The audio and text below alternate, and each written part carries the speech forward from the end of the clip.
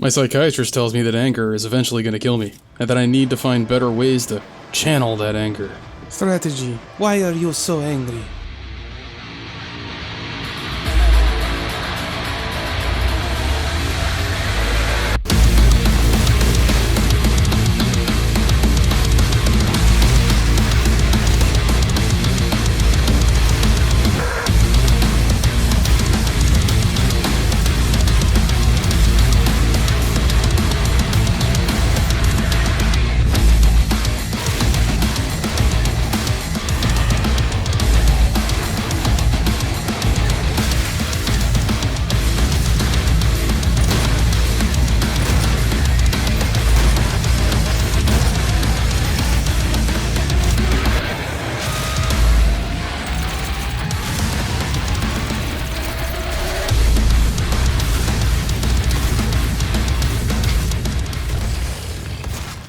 I've been wanting to talk about this game for a while, since I started this channel actually, but like most videos that would probably get a good amount of views, I waited until it was irrelevant to actually do the video. Problem is, I never quite know what to say about the game. Doom is like when you were 12 and you would get hard-ons for no reason. I'm never quite sure why I'm hard when I play Doom, but it only gets worse when I rub up against a berserk power-up. Is it the blood and viscera? Perhaps. Is it the soundtrack?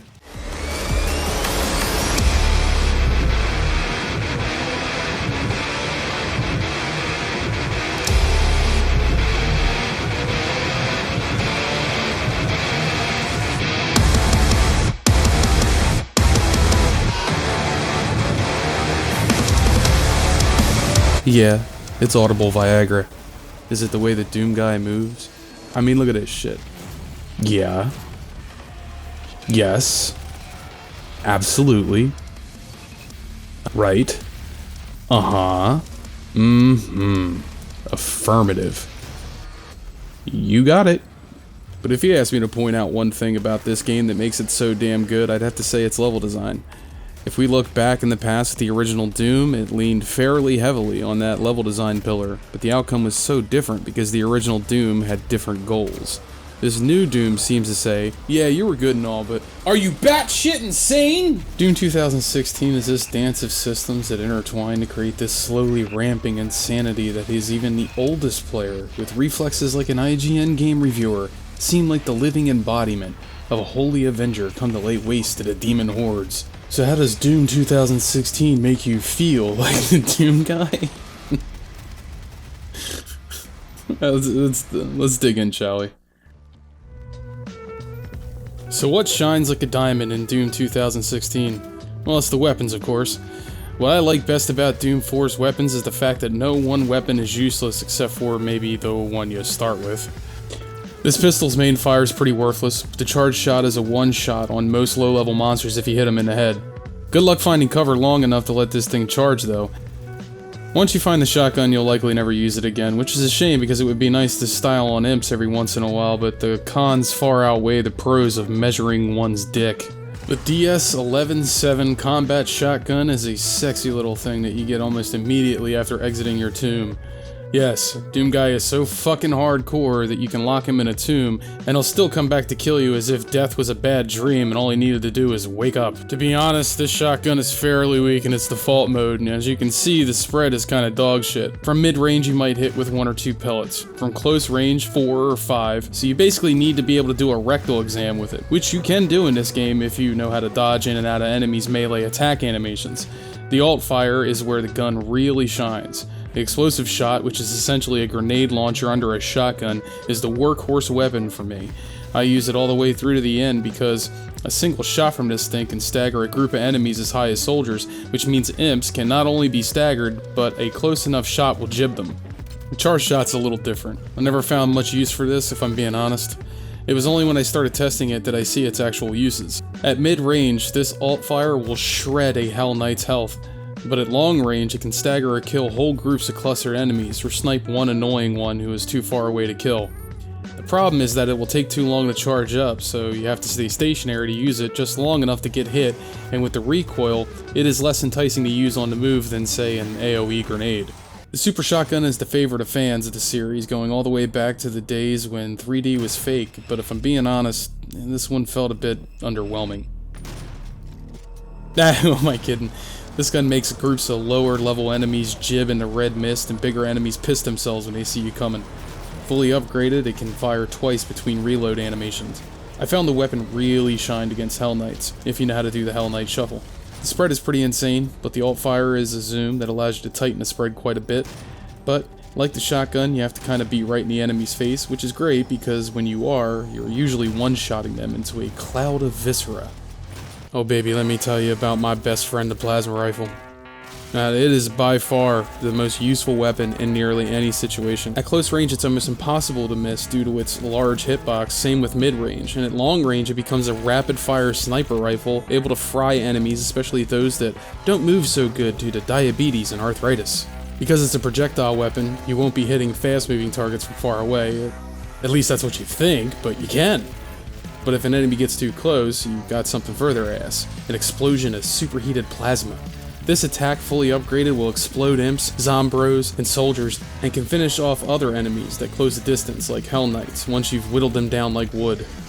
I'm sure the stun bomb is useful too, it just doesn't make people explode, and honestly, the amount of enemies this game throws at you later on down the road, you'll be more worried about thinning out the herd than you will be with stunning a few imps. Heat Blast for the win. I often jump into the middle of a group of enemies and let off a blast of superheated gas and watch those bitches drop. It's glorious. The Heavy Assault Rifle. Now I've heard this weapon's good, but I rarely use it. Spread at mid-range isn't too bad, and at long range it's pretty good as well. You can get the scoped attachment for sniping imps at long range, and it's good for that, but your movement's reduced. Field of view becomes narrower, and you can't see what's going on around you, so it's not the best choice for this game. The second modification is the mini rockets, which are admittedly pretty damn nice, and fully upgraded these things just become a water hose of never-ending explosions. The problem with this weapon though is that it shares ammo with a much better weapon, the chain gun. This is belt-fed bullet hose bliss. It takes a second to wind up, but once it gets going, say goodbye to that demon and your ammo count. The spread is also a nightmare, but honestly, you'll be spraying out so many bullets it doesn't really matter. It's surprisingly useful at long ranges against larger enemies, as the distance that it provides gives you plenty of time to dodge projectiles, and you won't be missing as often on targets like the Mancubus or even the Cacodemons. There's two fire modes, the spinning rotor, which sucks at first, but once it's fully upgraded it can penetrate and hit enemies behind enemies, and do extra damage once the max fire rate's reached. That's all nice and all, and I'm gonna let you finish, but the mobile turret is the weapon of the year. Sure, it takes a second to deploy, but alright, well fuck it, look at this.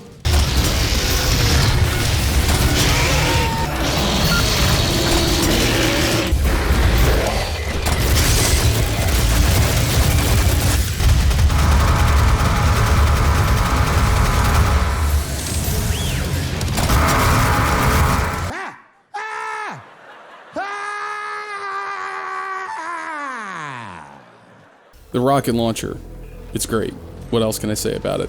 I didn't use it much until I got the double jump, but once you do, this weapon is your go-to crowd controller. Got a group of imps or zombros or soldiers, double jump away, spin around, and send a package of explosive joy their way and watch them pop into red mist. The same can be said for Hell Knights, though I will say aim at the feet. I can't tell you how many times my rockets would go between the legs of an enemy and sail off into the distance in search of love and companionship. I didn't bother upgrading it until near the end of the game as well, because the lock-on burst is most useful from long distances on shit like Mancubuses, which don't come in until much later in the game. The projectile speed is great. It is nearly pinpoint accurate from long distances, and it makes things go boom. What else do you need? The Gauss Cannon is great for ripping through lines of enemies and one-shotting most low-level demons. This thing kicks so hard that it actually pushes you back, and if you're jumping while firing it, it pushes you back even more. So if you think about it, the Gauss Cannon gives you a triple jump. It has two fire modes, one that treats it like a sniper, and the other one which is actually useful.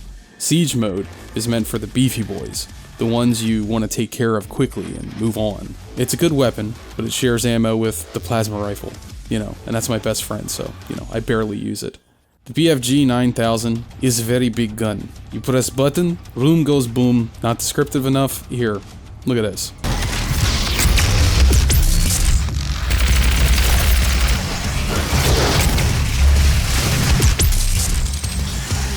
Now let's talk about grenades. I know what you're probably thinking. Grenades. Never used them. Then you're not very smart. The grenades aren't terribly important in Hurt Me Plenty difficulties, but on Ultraviolence, they make things much easier. And in Nightmare, they're a requirement. I'm sure that some people can get away in Nightmare without using them, just like I'm sure there's some masochist out there doing a Nightmare hardcore run with only the pistol, but I say fuck that. I like my games to be fun. The default keybinds can eat a bag full of dicks one at a time without seasoning, however. Change the keybinds for switching grenade types to Q, and thank me later. It is also the type of thing that I fully upgrade on a Praetor suit first, except for faster climbing, and let me explain type by type as to why I do that. Now, the frag grenade. It's your workhorse. It is used typically to clear groups of zombie workers, imps, to stagger soldiers, or to heap on a nice amount of splash damage onto the beefy boys. It's also great at temporarily stunning Hell Knights that come charging at you. The real reason to use it is as a supplement to your combat shotgun grenade, as 2 explosions can stagger most enemies, if not into a glory kill. It can at least stun them temporarily to allow you to get some distance between you and their dangerous stabby bits. The most important thing that this grenade does is kill enemies that are staggered from a distance. In Ultra Violence and Nightmare difficulty, glory kills can be dangerous, and have accounted for most of my own deaths in those modes. The reason why is that even though you're invulnerable during the animation, the moment it finishes, you're back to being squishy. And that just so happens to be the time that a worker melees you for half of your fucking health. The alternative is to huck a grenade towards a staggered opponent and watch them jib. I got into the habit of throwing the grenade whenever a group was clustered, or throwing one whenever a fat boy opens his mouth. That's a 3-pointer! A siphon grenade is used when you're low on health and need a little pick-me-up. It's also great against hard-to-hit targets like the shield bearers that seem to piss off nearly every new player. They seem to stagger on 2 hits, or 1 shotgun grenade and 1 siphon. And since it sticks to surfaces, you'll almost never miss your target, and using it on beefy boys is a great tactic because of that. I've seen the grenade refill about 50 health points when just 2 enemies are caught in its radius, so if you're switching to this grenade after taking hits, you should never run out. The holographic grenade is great for fooling large groups, or at least taking the heat off of you long enough to get to high ground. The way it works is you drop a hologram of yourself right at your feet that shoots at enemies and takes damage. Some enemies are fooled and target the hologram, and some are not. Hell Knights especially seem to ignore it. But there's nothing better than whipping this grenade out when 4 Revenants spawn and watching them try to hit something that isn't there while you super shotgun their legs out from under them. As you can see, each grenade has a purpose, and I could see a player getting away with only using the frag grenade, but in certain situations like shown in the video, this is less than optimal. It's best when switching back and forth between them for the situation.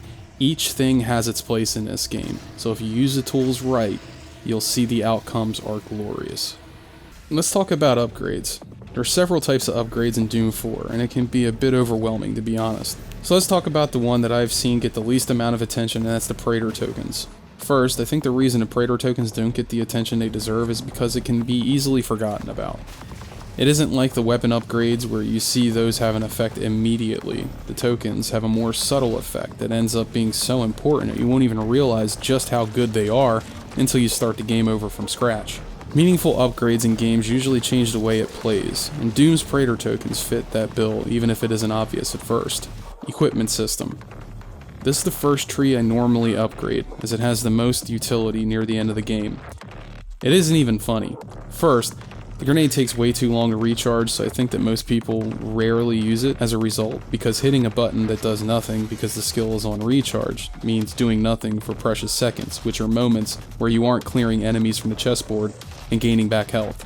The first upgrade reduces your equipment recharge time. The second upgrade gives you a second charge of your equipment use. And the third upgrade reduces the timer even further, creating a situation in which you are throwing a grenade nearly every 5 seconds. It costs 9 points to fully upgrade, so it takes a while and should be invested in early to make the best use of it.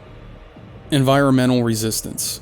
This tree I take second, usually upgrading it in tandem with equipment because I like explosions but I don't like blowing myself up. The first upgrade reduces damage from explosive barrels and environmental sources. The barrels is the biggie, because early on this will kill you often in Nightmare. Boy do they ever fucking suck. The second upgrade is the best one. Self-inflicted damage is reduced. This means you can feel free. Free to use your grenades, free to use your rocket launcher without fear. The third upgrade is immunity to barrels, and as I said before, I destroy all of them, so I normally avoid that one. Dexterity. I normally take this tree last, but I must emphasize that this is personal preference. Quick Hands is so goddamn good that on my Nightmare playthroughs I almost always take it first, because climbing up ledges is normally where an imp will come up behind you and one-shot you. Hot Swap is great if you plan on switching between mods a lot, because you go from long range to short range or whatever the case may be. If you like swapping outfires out while in combat, this is the one for you. I've never seen a use for it personally, but that doesn't mean there isn't one. Power Up Effectiveness. This is a good tree if you've been upgrading your health first, and if you like to make good use of the power-ups in certain areas. Power-ups can make certain fights an absolute cakewalk, so getting a blast wave when one expires, max health when one's picked up, and extended duration can make large portions of this game, especially at the end where they appear the most, kind of trivial. And that's why I don't use them as much, because I'm a hard dick and I got something to prove. Area Scanning Technology. Basically, this is good if you're an achievement hunter and you have secret area OCD. Moving on. Runes are where shit gets interesting. They give you these certain powers that change the way other mechanics operate, and when certain tasks are accomplished, the mechanic is further modified. Vacuum increases the range that you suck up health. This is useful for when you complete a glory kill but need to keep moving. It prevents you from needing to stick around and get shot in the back while you're picking up that much needed armor kit or health. When upgraded, the range is increased. Dazed and Confused is a song from boomer band Led Zeppelin. It's also a rune that increases the time that enemies stay staggered, and when upgraded they stay staggered even longer. This is useful because when they recover from a stagger state, they do so with quite a bit of their health back. When a screen is full of enemies, seeing one staggered from across the map knowing you'll have to start all over again can be discouraging. This rune can give you enough time to close the distance to kill them before they recover. Ammo Boost is a Nightmare mode rune. An absolute must-have since you'll be running out of ammo fairly often, and the increased ammo drops are a boon. When fully upgraded though, this rune goes from God tier to having BFG ammo drop from enemy kills. Real nice. Equipment Power. This is a must-have for any grenade chucker. Fully upgraded, your grenade damage or duration is increased for a second time. This is my main rune. Seek and Destroy. This allows you to do glory kills from further away, and I mean much further away. This is great in ultraviolence where you want to teleport through a group of enemies that are blocking a door or escape a bad situation. It's not so good in Nightmare mode. Savagery. In-flight mobility. Yes, motherfucking yes. You basically get the same level of movement control in the air as you do on the ground, allowing you to do sick MLG shit like this.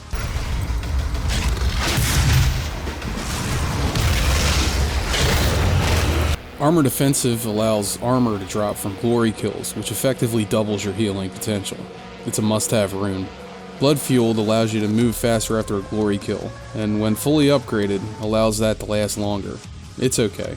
I used it back when I didn't know how dangerous glory kills were in the heat of combat. It's a noob trap, stay away from it. Intimacy is best. I don't know why anyone would want this rune. It makes it so demons have higher damage resistance to your weapons when staggered, so no thanks. Next. Rich Get Richer. This rune is also pretty god tier. When you have about 100 armor, your standard weapons no longer use ammo. Upgraded, this rune works at 75% armor. Saving throw. This rune would be great for Nightmare mode if you didn't get it at the end of the game. Basically, you can resist death blow and recover your health. Fully upgraded, it gives you another free death. Runes combined with health and armor upgrades and the Praetor Suit tokens allow for some pretty interesting builds. And some of these runes actually make the gameplay completely different. Like in-flight mobility, for instance. It is actually hard for me to go back and play the game from start without this rune because it feels so damn good to play with it. In Doom 4, you always seem to be on the cusp of something, whether it be getting cornered or getting yourself into a situation where one hit will be the difference between winning or getting to watch Doom Guy die horribly. No matter the situation, you always seem to be 1 inch from either pulling off a miracle or, getting dead. This is due in large part to the level design of Doom 4. The first real arena of Doom 4 spits you out into a canyon, and the hub where all the chaos meets is at the center of this arena, around this ornamental stone slab with the armor on it. The armor is a trap. The first thing that spawns is an imp, over here, and a soldier, here and here. If you decide to go on a stone slab, a couple of things might happen. The imp, who starts here, might chase you down and slap you, and the soldiers will start firing, covering a cone in this area and this area, effectively cutting off 3 directions. In any other game, with hit scan enemies and a big emphasis on cover, That would mean that you would have only 2 safe routes through here and here. And in games with decent movement, you would likely be able to climb this box here and up onto the ledge with some high ground. But because there is no cover here, it isn't a good candidate for that game. And you know what? That would be okay. But because this game is Doom, your routes can be like this. Jump off the block, shoot this dude with a couple of bukkake blasts from your shotgun, glory kill as you land, jump on this ledge, run around it, and jump up on top of this stone slab thing, back where you started, shoot this douche over here, jump to that ledge, glory kill, run around this pillar, shotgun the imp that is likely climbing up to meet you, and Bob's your uncle. Because this game is constantly spawning in new enemies, and you are moving at such a breakneck pace, your route around this level ends up looking like this. And it's fucking amazing. And it all works because there's plenty of natural cover to run behind. Not too much open space, but most of all, because the enemies are not hit scan and instead are all easily dodgeable projectiles. The design and layout of cover is also very important. Notice that large parts of cover dot the map in places where the player would normally be at their most vulnerable. For instance, imagine this level with one piece of cover removed here. The middle of this level, which would normally be the most traveled and traversed, is now a kill box that your player would want to avoid at all costs. It also cuts off the verticality some, and for those that like to play the game like the floor is lava, this puts a big damper on movement, not to mention makes it a lot clunkier to move around the level. Then consider the enemy placement. You have 3 projectile enemies here and here, and a ton of zombies in melee range on the ground. Without that elevated position, you now have to be on a ground level not only with zombies taking a chunk out of you at melee, but you also have to worry about projectiles coming at you from all angles, and without the elevation, it is harder to get to the platform to the left. You'll likely run under it, which puts you smack dab in range of this imp right here. By simply adding this one large piece of cover, Doom 4 transforms this level from pretty good to batshit insane. Each arena is also marked by vertical design and several levels of height. Let's look at the first arena for an example. There's the base level of the hub, then there's this sub-level where props act as platforms. A third level that rises just above that where the main platform and cover in the middle of the arena is, and ending with a 4th level just above that one, and for the platform which overlooks the majority of the arena. This 4th one is the power position, and allows the player to navigate to nearly any part of the map and quickly find cover either behind these pillars or to drop down a level and avoid projectiles coming from overhead. The vertical level design gives Doom Guy several options of avoiding damage as well as using cover to ambush enemies unaware of his flanking maneuvers. Once you get to double jump, levels take on a more massive scale, with huge levels of verticality, as well as levels that stretch far further and have double and triple the number of enemies populating them than would be normal in smaller levels. These arenas offer you the ability to change vertical levels with the use of double jump, and oftentimes jump pads, which can send you soaring into the air, raining bullets and rockets down on enemies. I'm not kidding when I say that Doom 4 has some of the best horde mode arenas that I have ever seen in a game.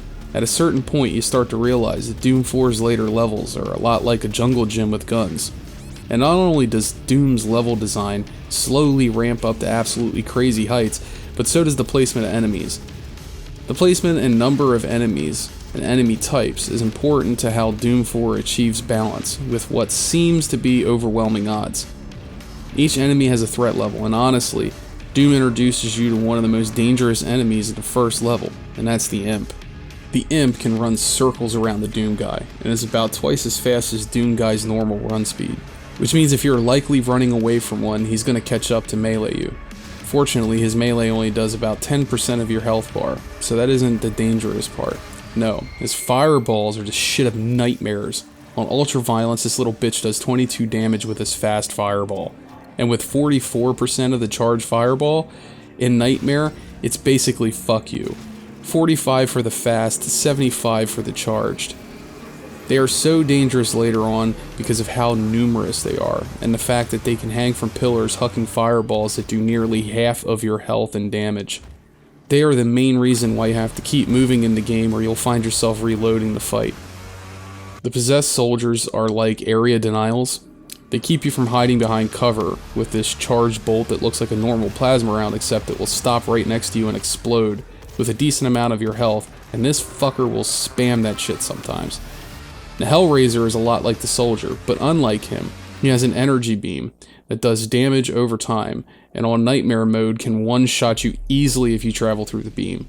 He is used to cut off routes and force the player to higher ground where they will likely be vulnerable to projectiles from other enemies. The Hell Knight is the first big beefy boy you get to meet, and he likes to get up close and personal, and can close the distance very quickly. He's there to take your mind off the imps and soldiers shooting you, while you are trying to avoid his leap slam and heavy big haymakers. The Revenant is an enemy that is easily dispatched, but when spawned in groups can be a nightmare to deal with. The combination of his rocket barrage and the fact that it can fly around makes it annoying, but if you close the distance with him and get behind him, he has a real hard time dealing with you. In fact, it's likely that if you get him caught into a loop of leaping backwards, he'll do it until he finds he has no longer any legs to stand on. The Pinky Demon has armor, which makes him shrug off all attacks from the front. He's an ambusher, and likes to bum rush you while you're concentrated on other enemies. If you couple him up with a Hell Knight, or God forbid a Baron of Hell, a couple of Pinkies can be a nightmare to deal with. The rest of the enemies add various tactics like a combination of AoE and projectile damage from the Mancubus, the Fly Nuisance of Lost Souls, which can eat a dick, and the Cacodemon, and their stupidly powerful blurred vision inducing fireballs and so on. Each combination of these enemies offers a completely different challenge level to each arena, and is what keeps Doom 4 from getting stale later on.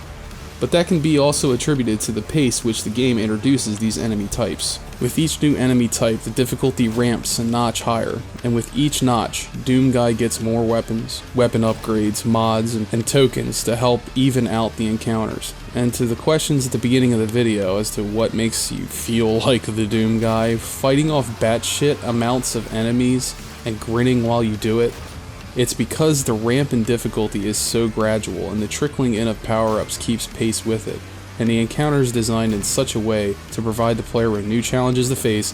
The game never feels too punishing or too easy, unless you're playing it on anything other than ultra-violence. In other words, Doom 4 doesn't just make you feel like Doom Guy, it makes you feel like a fucking god. Now, time for a controversial statement. Every game needs a double jump mechanic. The double jump should be in every single game that has ever been made, even games that don't have a jump button. It's simply too good. In Doom, your default jump is fairly high, but it isn't going to get you out of trouble like the double jump will. Default jump is just high enough to get you smacked by every enemy, but not high enough to avoid splash damage from your own weapons. And just high enough so that if you try to use it on a Pinky Demon, say goodbye to your fucking huevos. The double jump is glorious. It is high enough so that you could jump 360 turn and blast a fucker with a rocket and take no damage. High enough so that you can leap a Pinky and shove your shotgun into his rectum. High enough that instead of climbing, you could just hop up onto that ledge like BJ Penn jumps out of a pool. Adding this to your arsenal takes your movement from real good to batshit insane, and that's why every game, even text adventures, needs a double jump. Alright, now let's talk about nightmare difficulty. Nightmare difficulty is truth in advertising. It's a fucking nightmare, especially if you haven't learned a few key lessons from your time with ultraviolence. First off, I can honestly say don't bother with this difficulty. You get nothing from doing this other than proving that you could bang your head against the wall until you burst a blood vessel, or the wall gives in like a mountain gives in from millenniums of rain. Nightmare difficulty encourages the player to carefully consider their upgrade paths because of how fragile Doom Guy is in this mode. For instance, an imp can kill you with 2 charged firebolts, and a zombie can melee kill you with 2 hits. So if you play through this game first time and hurt me plenty, you may not have noticed how important things like faster climbing is, or how dangerous glory killing can be, because you likely never died while doing it. But playing through in ultraviolence shows you the dangers clearly, which will better prepare you for playing on Nightmare. So building your Doom Guy is almost as important in this level of difficulty as how well you play the game. The same can be said about grenades. In the original Doom games, playing through each difficulty was like playing a different version of each map. From one difficulty to another, the number of enemies change, but not just the number, but also the type. For instance, if you encounter 3 imps and 3 zombros, that encounter is fairly straightforward. But if you encounter 3 imps, 5 zombros, and 2 pinkies, well, now you got yourself a different situation. The original Doom was challenging in its higher difficulties not just because the enemies hit harder, but because of the enemy types you ran into, and how those combinations force you to use different tactics and weapons. In Doom 2016, the enemies hit harder and that's about it.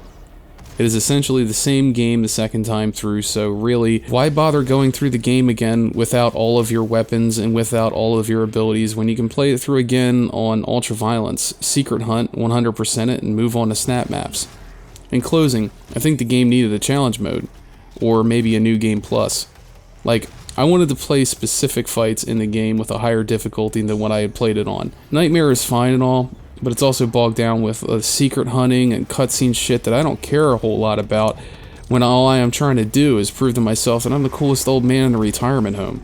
Snap maps. Now, it's been a long time since I felt like a teenager. But snap maps brought me back to the good old days when you finished a game, but that didn't mean the fun was over. That meant the fun was just beginning. See, snap maps reminds me of classic Quake servers like Quake World and GameSpy. I would spend countless hours of my life downloading custom maps over a dial-up connection, just so I could play weird creations from madcap kids like myself who wanted to show their passion for games and creativity. There are so many snap maps that you will probably never beat them all. It's like Mario Maker if Mario was a homicidal maniac with a chainsaw. There's a map that's like a Doom take on River City Ransom, cartoon versions of Call of Duty Zombies, and endless amounts of player-created levels of varying quality. Snap Maps is also very co-op focused, so if there is one feature that I'm hoping comes back into Doom Eternal, it is the mapping feature. But we need to talk about how shitty it is to actually make maps. Please make the tools more streamlined and easier to use, or provide an expert mode for those that don't need the hand-holding, because the hand-holding you do actually seems to make the tool harder to use. What I've seen of Doom Eternal looks damn good, and I hope that what made this game great is carried over and amplified to 11, because I want to play Doom for another 20 years of my life. This has been a rant from Strat-edgy, and now that you heard it, rip and tear, motherfucker. Alright, so now for some announcements. I just want to let everybody know that the veterans video will be coming as soon as I can get all of the interviews lined up and everything and we complete those, so it's going to be a long process. So if you're waiting for that video to come out, just wait a little longer, just be patient with me. The other thing is, I don't know if you guys have noticed, the channel has absolutely been decimated by the YouTube algorithm. We're not getting like even 10% of our subscriber count on this channel anymore. It's getting really bad, so I need to ask you guys a favor. If you stuck all the way through to this point, and you've been a very dedicated follower, let's say, hit the subscribe button and hit the bell. If you're one of those people who don't actually want to see any of my videos anymore, and for some reason you watch this one all the way through, just hit the unsubscribe button. The reason I say that is because I don't know how many like actual followers I have anymore. And it's good input to me so that I know what to change. If I don't get that feedback from the fan base, then I don't know what to change. The other thing is, if you hit the bell, you'll actually get all the notifications. If you're not looking to get notifications, then just follow me on Twitter, because I post the videos up on Twitter as well. Or you can follow my Patreon. You don't even have to donate, just go follow the Patreon, and you'll get all of the updates for every video that I post. I post them there as well. So if you're the type of person who wants to stay away from social media, cool, totally understand, go there. But it really helps me get the word out there, because my channel's getting fucking killed by YouTube right now. And I've tried just about every fucking thing I can imagine. Putting out videos every week, whatever the case, nothing seems to fucking work. Nothing seems to please the overlords of YouTube. So if you can, hit that subscribe button, hit the bell, whatever. YouTube wants me to be super fucking annoying with this shit and tell you guys constantly. So in order to prevent me from having to do that, just go do that. Also, if you like this content and you want to support the channel and you want to support me as a creator, you know, go think about kicking me $1 a video over at Patreon. I'm going to be changing it over to monthly, probably by the end of the year, when I hope I could take this full time. So changes are going to be happening here soon. I'm going to be doing reviews more often. The reviews will also be covered by analyses if I feel like the game is important enough or has a design feature that I really want to analyze. And thanks for stopping by. Peace.